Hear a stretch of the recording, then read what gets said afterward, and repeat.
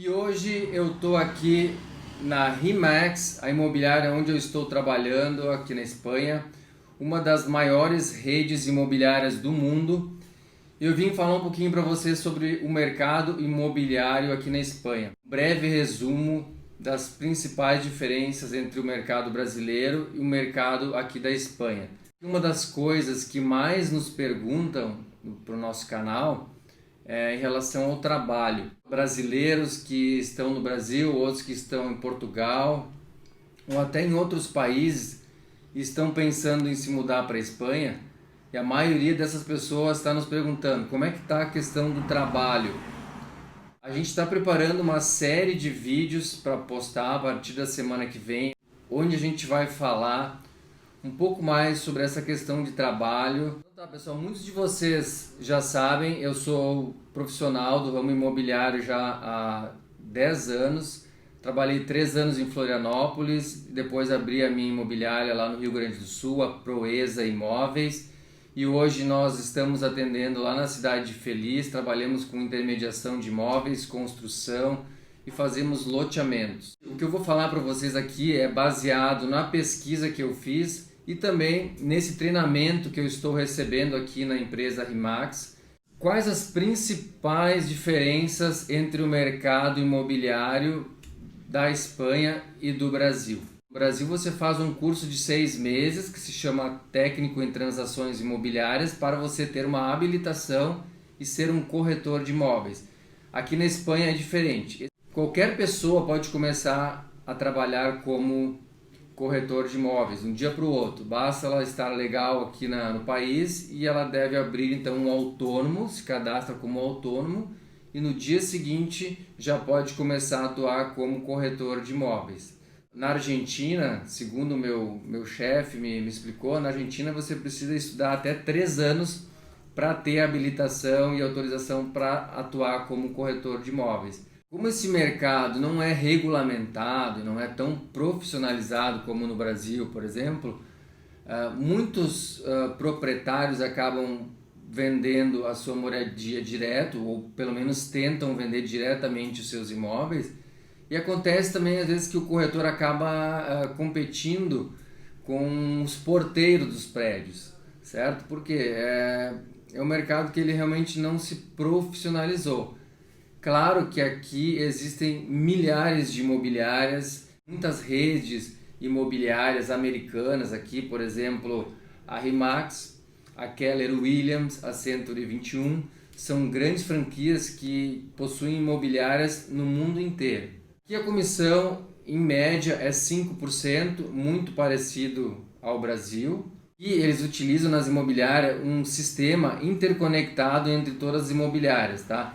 As maiores imobiliárias, como a RE/MAX, por exemplo, que é uma rede, geralmente pega o imóvel com exclusividade, traz esse imóvel à venda dentro da imobiliária. Todas as imobiliárias, as grandes redes imobiliárias principalmente, estão interconectadas num sistema onde as outras imobiliárias podem ter acesso a este imóvel que foi captado pela RE/MAX. E aí, no caso de outra imobiliária vender esse imóvel, existe uma divisão da comissão. Então, eles dividem em 50% a comissão para a imobiliária que vendeu e a imobiliária que fez a captação do imóvel. Dessa forma, facilita para o vendedor, porque daí o vendedor coloca numa imobiliária e automaticamente ela já vai para milhares de imobiliárias que têm acesso às informações desse imóvel e também podem estar auxiliando na venda do imóvel, certo? Segundo o meu gerente, em países como Alemanha, Noruega, Finlândia, Bélgica, nesses países aí os imóveis em geral aumentaram 10%, principalmente pelo fato de que muitas pessoas desses países normalmente compram aqui na Costa do Sol, aqui na Espanha, e como houve a pandemia, uma grande limitação e restrição na movimentação, nas viagens, acabou que essas pessoas começaram a buscar moradias dentro do seu próprio país e também uma adequação a essa nova normalidade, as pessoas querem uma casa maior, enfim, então o mercado nesses países que eu citei aí, teve um aumento de 10% em geral no valor dos imóveis, enquanto aqui na Espanha teve uma baixa em torno de 10% na média sendo que os imóveis de luxo acima de 2 milhões tiveram um aumento nos valores, em torno de 8 a 10%. Em relação aos financiamentos, aqui é muito parecido com o Brasil, geralmente se financia de 70%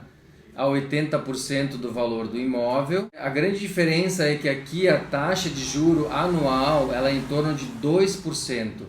O Brasil, a média é em torno de 8%. Claro que temos os imóveis aí populares de baixo padrão, que geralmente tem um acesso maior assim ao crédito, um crédito em torno de 5%.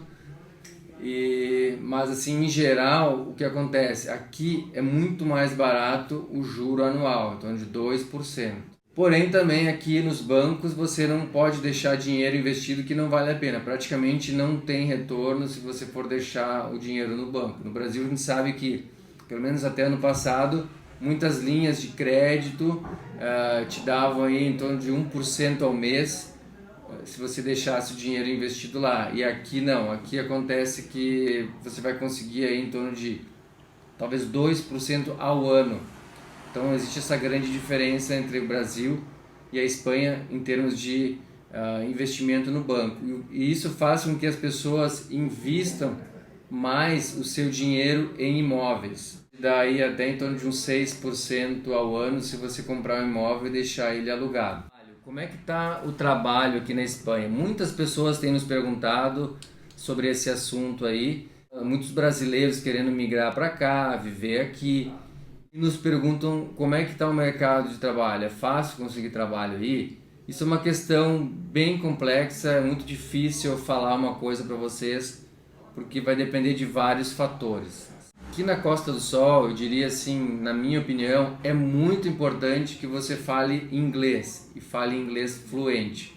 Se você falar inglês fluente, muitas portas vão se abrir para você. A economia aqui ela depende muito do capital estrangeiro, dos nórdicos, escandinavos, pessoas que vêm de países muito mais ricos. Se for analisar todos os aspectos em relação à dívida pública, ao desemprego, ao nível educacional, a Espanha vai ficar no último lugar, provavelmente, junto com a Grécia. Inclusive, Portugal está muito mais à frente da Espanha nesse sentido, porque hoje Portugal tem um desemprego muito mais baixo e Portugal vem fazendo um bom trabalho já há mais de 10 anos, principalmente na questão política, e está crescendo muito a economia, sendo que aqui na Espanha, infelizmente, eu tenho acompanhado um pouco dessa parte política e eu vejo que a administração política aqui está muito ruim. Os partidos em geral são partidos mais de esquerda que estão no poder, está aumentando mais os impostos, o desemprego está altíssimo. Então, para quem me pergunta assim, vale a pena aí morar na Espanha, tem trabalho aí?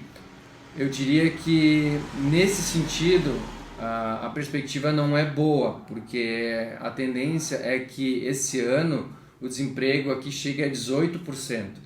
Eu até fiz um outro vídeo, aí vou deixar no card aqui para vocês darem uma olhada sobre essa questão econômica, como é que está sendo aqui na Europa, quais vão ser os países mais afetados pela pandemia, e sem dúvida a Espanha é um dos que está sendo mais e vai ser mais afetado, principalmente na questão do desemprego.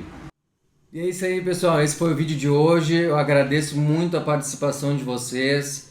Peço que vocês deixem algum comentário aqui embaixo para a gente saber o que vocês têm interesse, e a gente vai se esforçar ao máximo para fazer os vídeos e trazer um conteúdo de qualidade para vocês aqui que acompanham o nosso canal. Deixa o like, se inscreve no canal aí. Vamos começar a fazer vídeos diferentes também, trazendo informações novas. Eu tenho certeza que vocês vão gostar. Ok, pessoal? É isso aí então. Muito obrigado pela atenção de vocês. Um forte abraço aí para o nosso amigo João Aquino, a Débora também e a todos vocês que estão participando. É isso aí. Valeu, pessoal. Até mais.